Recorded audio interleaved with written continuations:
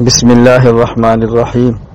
حضرت عبداللہ بن عمر رضی اللہ تعالیٰ عنہ فرماتے ہیں، رسول اکرم صلی اللہ علیہ وسلم نے ارشاد فرمایا، ارحموا من فی الارض یرحمکم من فی السماء۔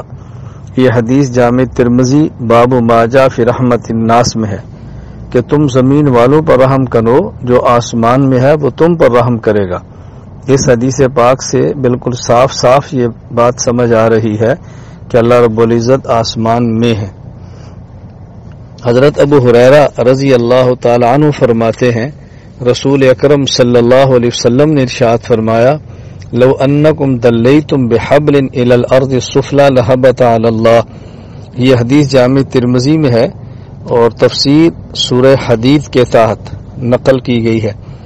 اگر تم ایک رسی زمین کے نیچے ڈالو تو وہ اللہ تعالی ہی کے پاس جائے گی۔ اس حدیث پاک سے یہ بات صاف طور پر معلوم ہو رہی ہے کہ اللہ رب العزت سب سے نچلی زمین میں بھی ہے۔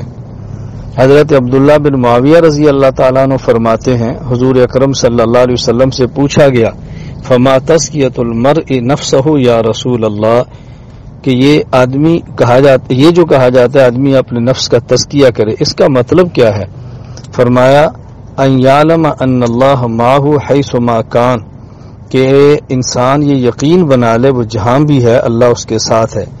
یہ حدیث السنن الکبریٰ للبیہقی کے اندر ہے، باب لا یاخذ الساعی، اور شعب الایمان للبیہقی کے اندر ہے، باب فی الزکوٰۃ کے تحت۔ اس حدیث پاک سے معلوم ہوتا ہے کہ اللہ رب العزت ہر آدمی کے ساتھ ہے۔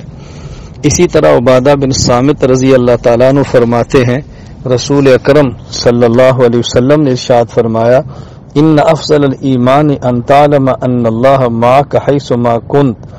المعجم الاوسط للطبرانی، حدیث نمبر 8796۔ رسول اکرم صلی اللہ علیہ وسلم نے فرمایا کہ افضل ایمان یہ ہے کہ تو یہ یقین بنا کہ اللہ تیرے ساتھ ہے۔